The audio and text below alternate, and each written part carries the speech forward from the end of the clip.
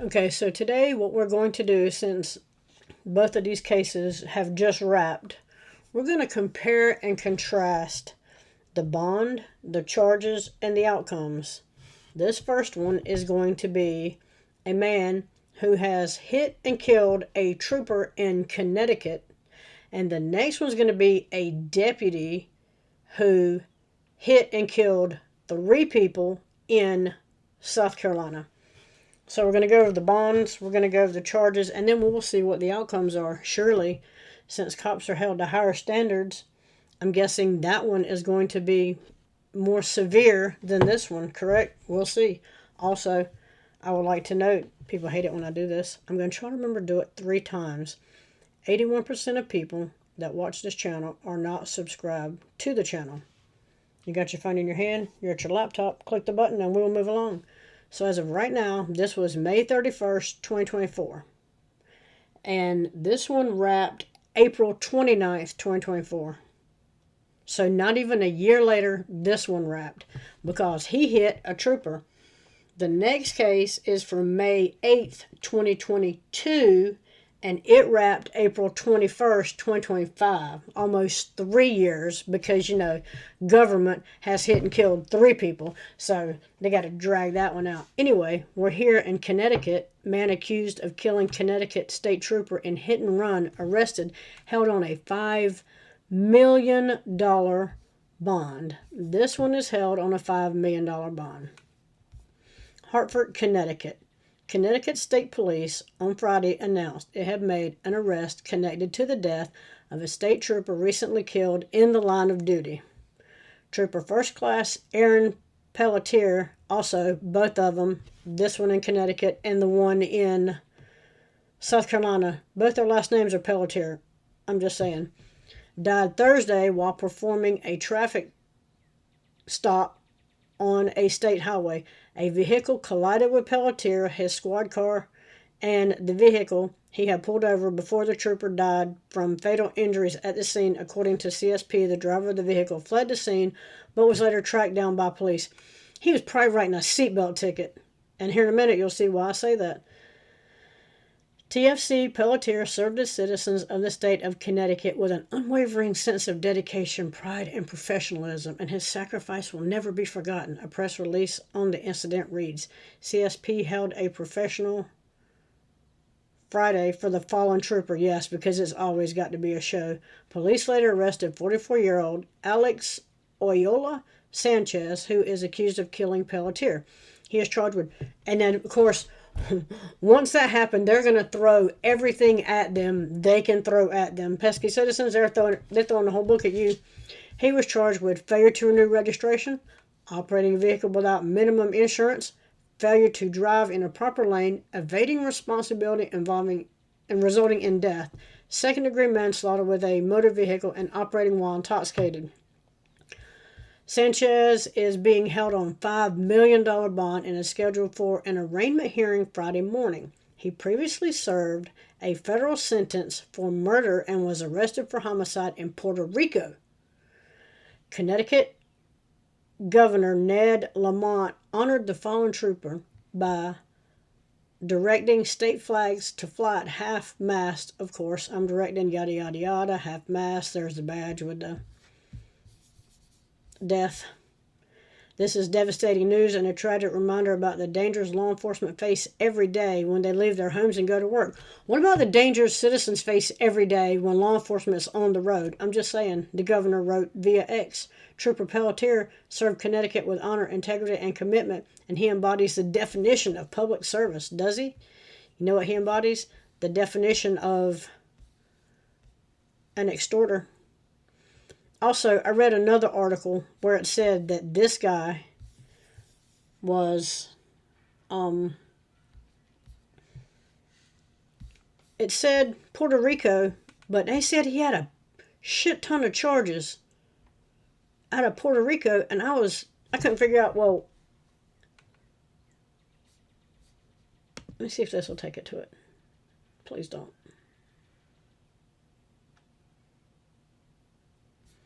Not doing all that. Exit off of that.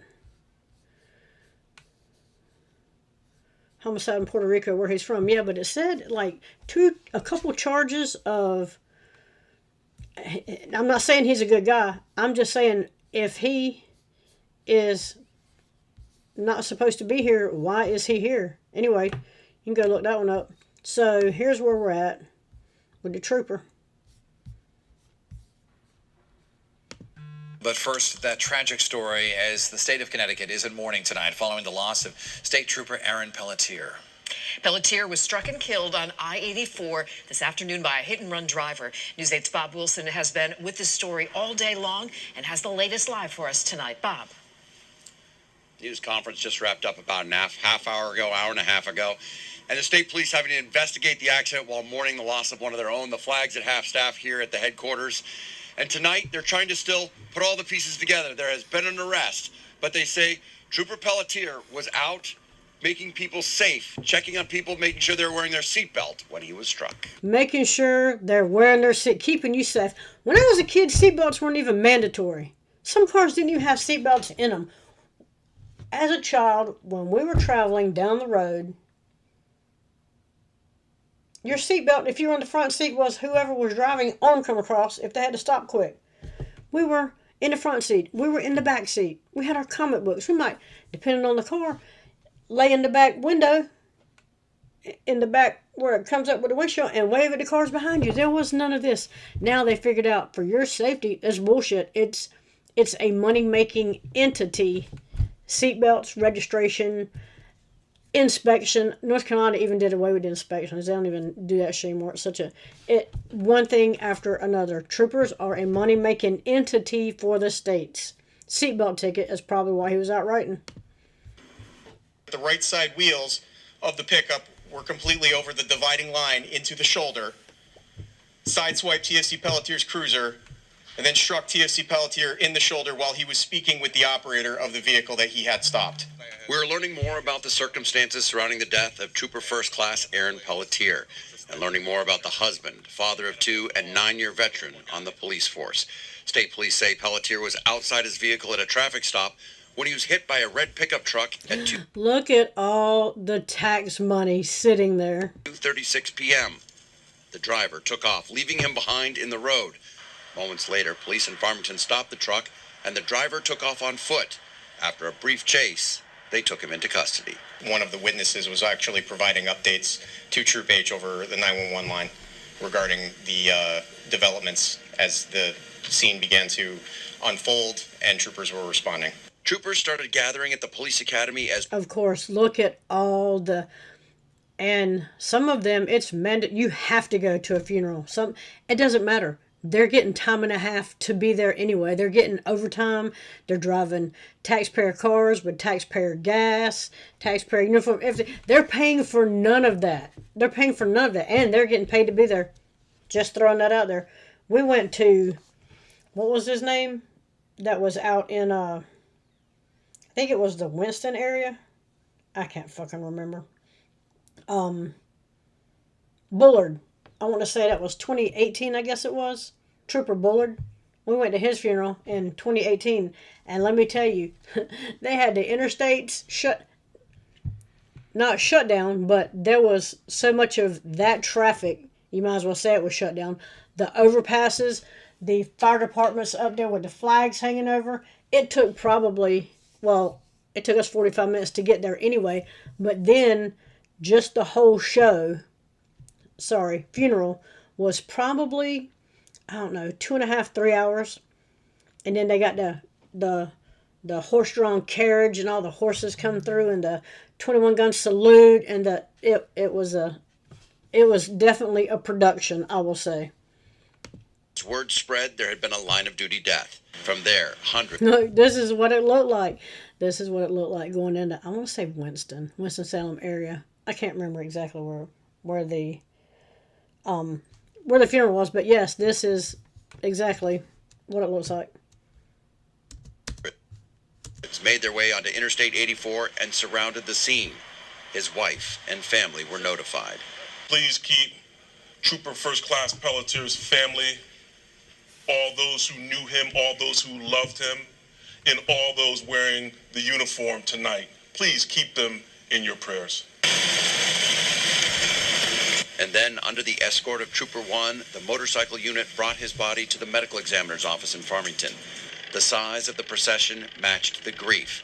People from all over Connecticut lined. Did the size of the procession was it really equivalent to the grief? Because I don't know. Don't pay them to be there and tell them they don't have to show up, and see how many people are there. Also notice the amount of people that are or are not lining the roads, as they'll tell you. The overpass, complete strangers standing at attention, some with hands over their hearts watching as the procession went by, knowing exactly what it stood for. The procession arrived at the medical examiner's office in Farmington, troopers standing at attention, the flag at half-staff, the stoic, somber faces of the men and women who serve on the Connecticut State That's going to the medical examiner. Here we are. Police. Before he came on this job, he used to, he would work out with the troopers, find out how he could get on the job. Prior to being a trooper, he was actually, he worked for the Department of Corrections in Hartford. So this is something that he's always wanted to do. Trooper First Class Pelletier served the majority of his time out of the Hartford Barracks. News 8 had the privilege of riding along with him.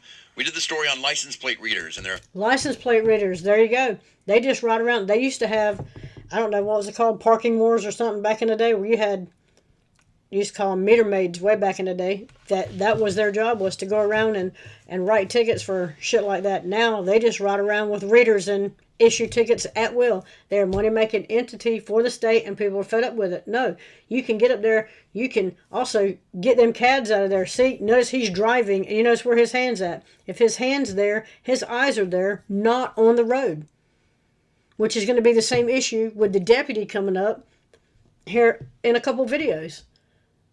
No, they can take all that shit out. They can give them a damn radio, and they can call in to tag, and they can let somebody that's not fucking driving figure shit out. Effectiveness of tracking expired and flagged vehicles. He was also part of the Fatal Reduction Initiative to encourage people to wear their seatbelt. Seatbelts, more ticket writing, more people, more pesky citizens having to pay more money. And what's that going to go to? The roads and shit? No, the roads here are complete fucking shit.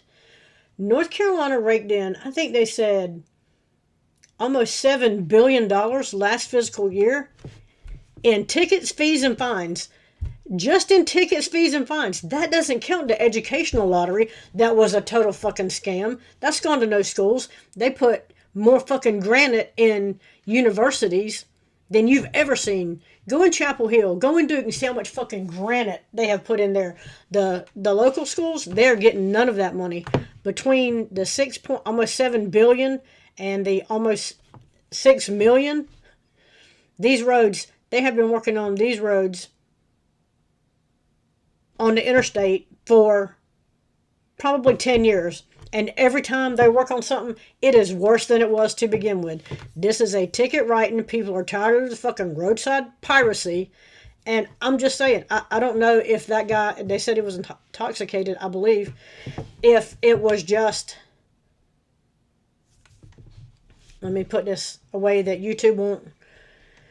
If it was an accident, or if he was just fed up with the system and took the system. I don't know. I don't condone it. I'm just saying. This one is nothing but a ticket writer. And that's exactly what he was doing today when he was struck and... See, he even agreed. That's exactly what he was doing today. ...killed. He was so passionate about it, the lieutenant governor says he stopped her and the state vehicle because he couldn't see inside the windows. But I'm betting she didn't get no tickets, and I think he stopped the governor or the lieutenant governor for something. Or making sure you have a seatbelt on. I'm almost sure you can't. That is constitutionally incorrect. To stop a vehicle's forward momentum just to see if they have a seatbelt on. That seems like a pretextual stop and a fishing expedition that they're looking for something else.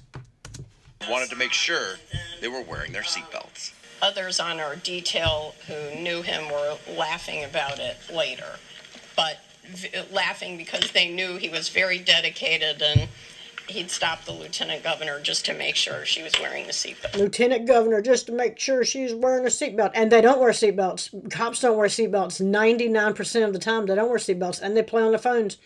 So where's the charges for that at? Pretty sure they got no tickets. We remember him laughing a lot, too, on the ride-along we were doing with him, the license plate reader. It was during rush hour, and it would go off every time there was a bad plate, and it was beeping almost constantly. Beeping almost constantly, and he's going to stop almost constantly. Why? Because he's bringing a shit ton of money. That's why they were sad to see him go. I tried to do the interview, and he was laughing about it, trying to keep a straight face. Very memorable trooper on that ride-along. I'm Bob Wilson, reporting live in Middletown, News 8. Thank you, Bob.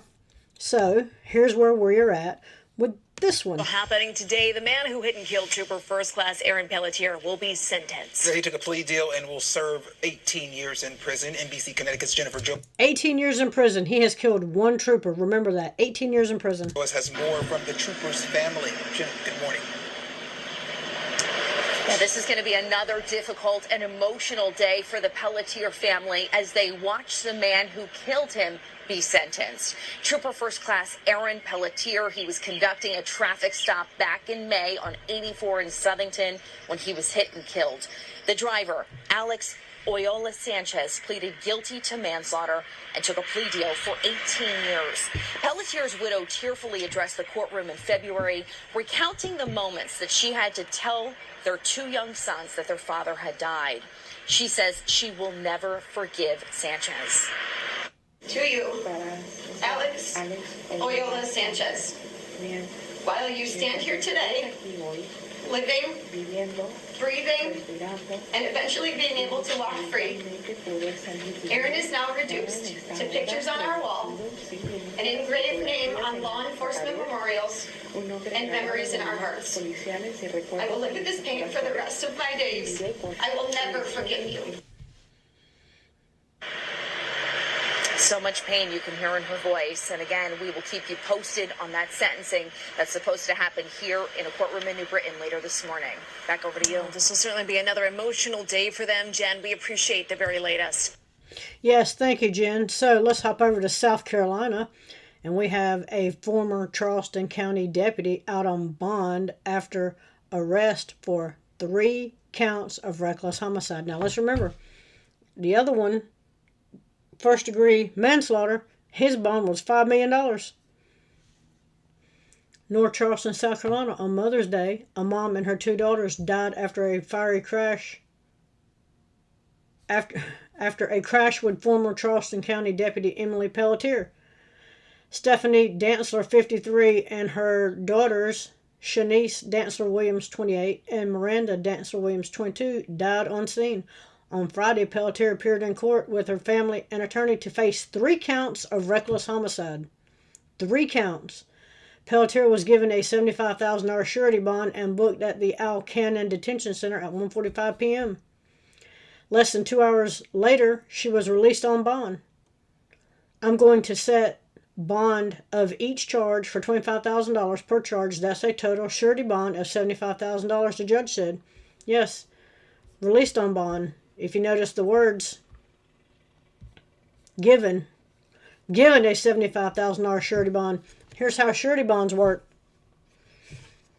You're standing in there and you're waiting, and the bail bondsman walks in, and they say to the bail bondsman, bond is $75,000. Oh, $75,000? Okay, former deputy. So he calls the surety company and says, hey, surety company, you got $75,000? We got a deputy here that needs $75,000. And the surety company says, sure thing. Thank you. And then they get off the phone, and then the bondsman says, let her go. They don't pay anything. They pay zero. The only time anything is paid is if they don't show up for court, and then the bondsman has to call the surety company and say, yo, giving you a heads up, bitch didn't show up for court. Surety company's like, okay, give me a minute. They called the insurance company, and they said to the insurance company, yo, didn't show up for court. Okay, well, now they are a fugitive from law, and the bondsman, the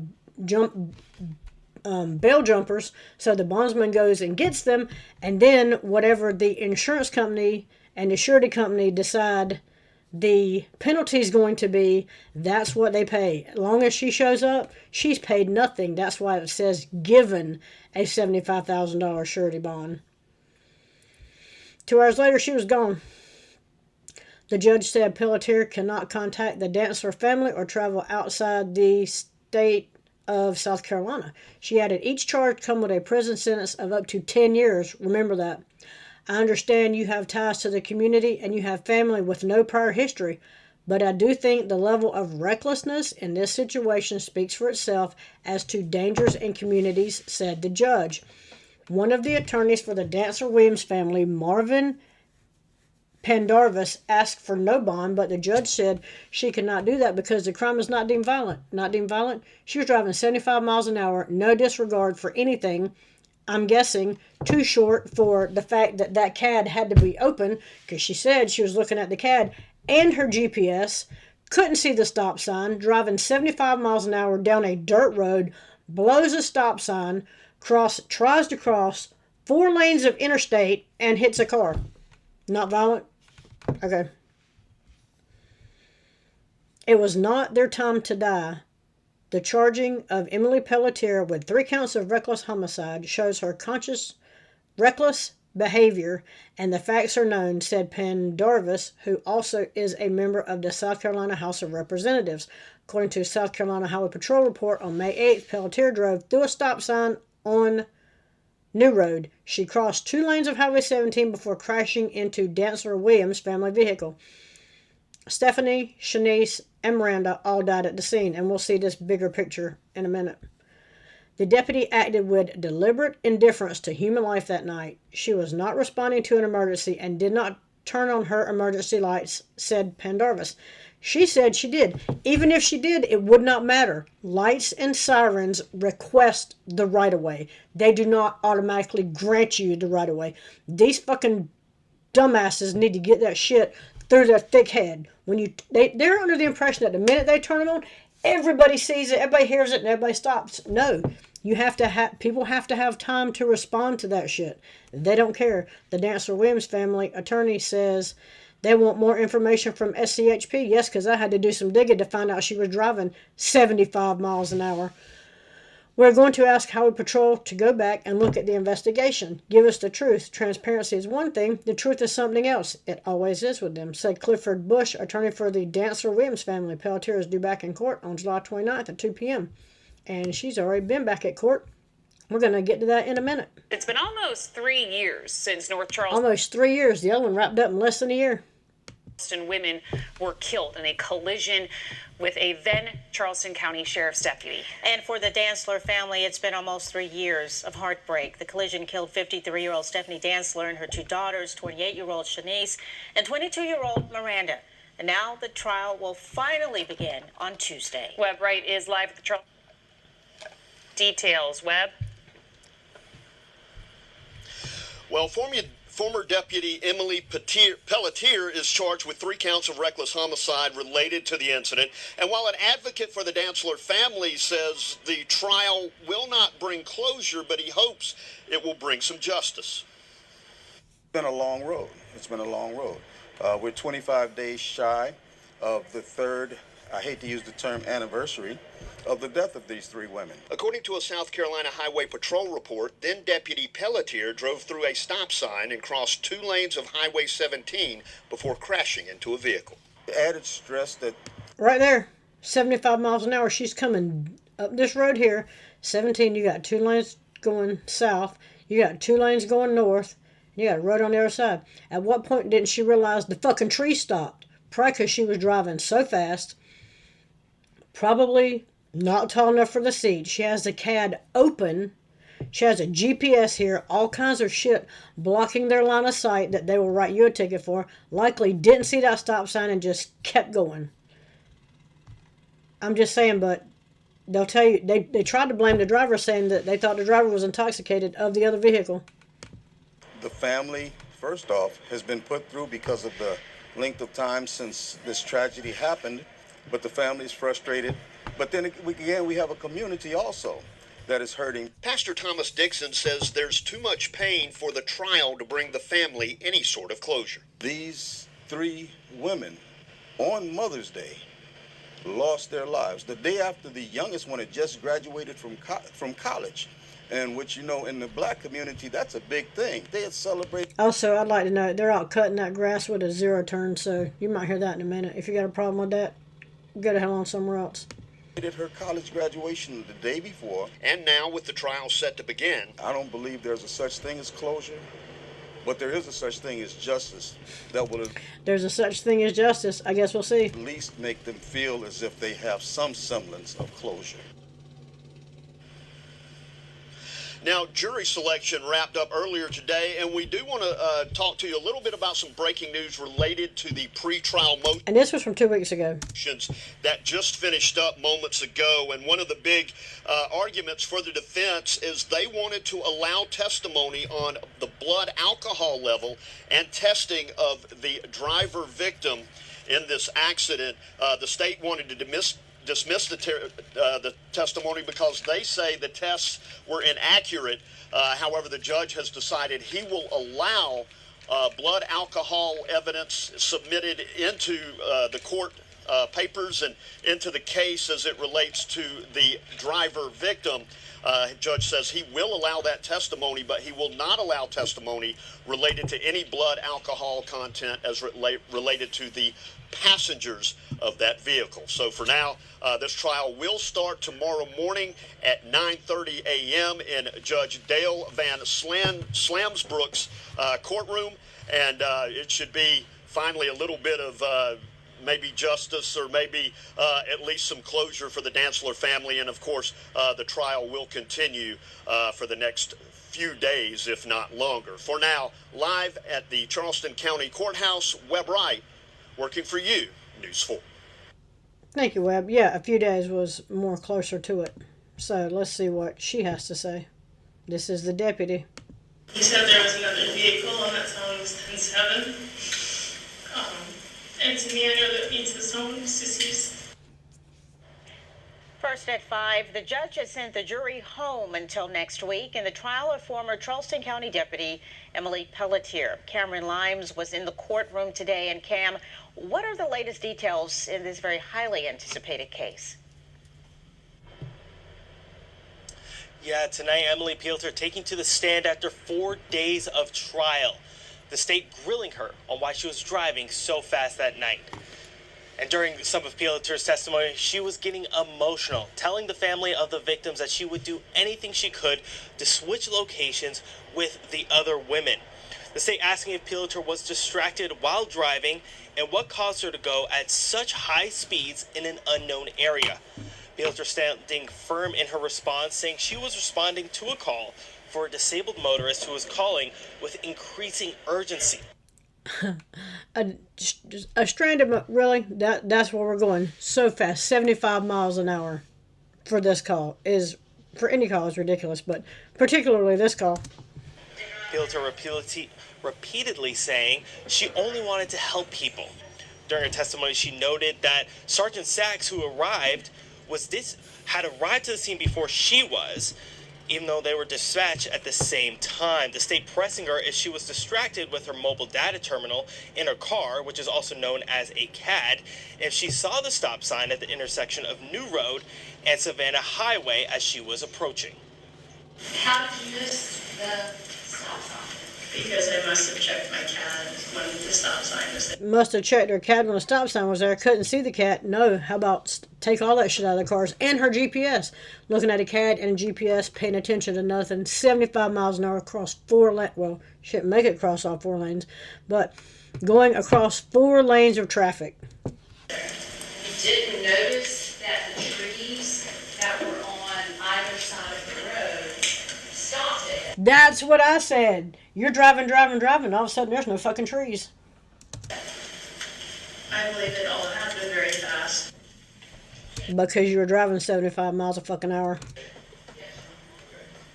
Shortly after Pelletier's testimony, the state asking the judge if they could bring up one final witness before the trial comes to a close. The case is expected to continue on Monday due to the judge letting the jury go to proceedings due to proceedings possibly running late into the evening tonight. And ahead tonight, hear the defense's case against why this is the victim's fault and why they say Pelletier is not at fault. Working for you, Cameron Limes, News 4. And be sure to stay with us for the latest updates on this trial. Yeah, thank you. Let's go to where we're at. right now with the verdict. Officials say Pelletier was responding to a call for a disabled vehicle when she drove through a stop sign on New Road and onto Highway 17, hitting the vehicle carrying Stephanie Dantzler and her daughters Shanice and Miranda Dantzler Williams. Pelletier addressing surviving members of the victim's family directly today in court. I seek therapy.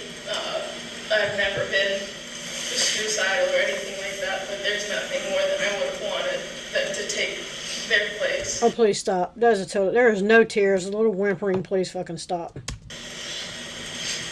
I wish I was alone.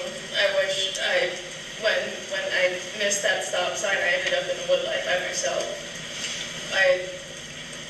Keep noticing the head nodding no. That's a tell. I'm so sorry. I don't know what I could say to possibly make anything better. Today, prosecution and defense gave closing arguments and the jury deliberated and came to a unanimous guilty verdict. And the judge sentenced Pelletier to 5 years total for each count. That is incorrect. She was not sentenced to 5 years total for each count. She was charged with 3 counts of reckless homicide. She was found guilty of 3 counts of reckless homicide. She was not sentenced to 5 years for each charge. She was sentenced to 3 years in prison and 2 years probation total. They didn't even bother to say, well, she was sentenced to 5 years to run concurrent, which would mean she's got 3 years of prison and 2 years of probation for each one. But even if they ran at the same time, it's not. They didn't even do that. She got 3 years in prison and 2 years probation total. This is the fucking problem with the news. You can go read it. It's public record. You can go read it and see exactly what she got. She got 3 years in prison. She'll never serve 3 years in prison and 2 years probation total. 3 years in prison and 2 years on probation. Pelletier's sister also giving emotional testimony before the sentence. She wants to do is help. And the sisters seem like she's more upset. She hates this. Stop. Then the criminal. And all she wanted to do was change it. The Dantzler Williams family says the justice system has failed them today with a sentence they do not feel reflects the crime. What happened to the court in the courthouse today was a slap in the face to our family. A year per body. Exactly. I mean, where's the justice in this? You know, we've been here all last week. I believe it was there is no justice. It's just us for them. Retrial, from what my understanding. There's no way in the world this should have happened the way it did. You know, and we hurt behind it. You know, we hurt behind it. I didn't like the justice today. Just as the way Charleston County Police always operate. They always in the right. Whether they're wrong or not, they always in the right. And that should be well known. I didn't like the justice system today. I didn't.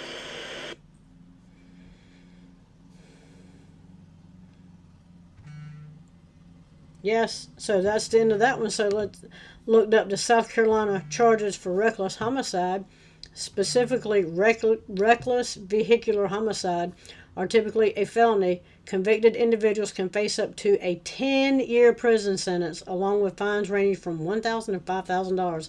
Additionally, the driver's license will be revoked for 5 years. I heard none of that. Here's more of a breakdown. Reckless homicide, reckless vehicular homicide. Driving in a manner that shows a reckless disregard for the safety of others, resulting in someone's death within 3 years of the accident due to injuries sustained in the accident. Felony is considered a felony, meaning it's more serious crime than a misdemeanor. Penalties: imprisonment up to 10 years in prison, a minimum of $1,000 and a maximum of $5,000. That would be all of these. A 5-year revocation of driver's license, and other consequences: a criminal record, potential impact on future employment and housing, and possible legal repercussions. Example: if someone speed traveled through a construction zone, racing another vehicle, and caused a fatal accident, they could be charged with reckless vehicular homicide, potentially facing significant jail time, fines, and a revoked license. South Carolina Code Section 56.5, 2910, 2024.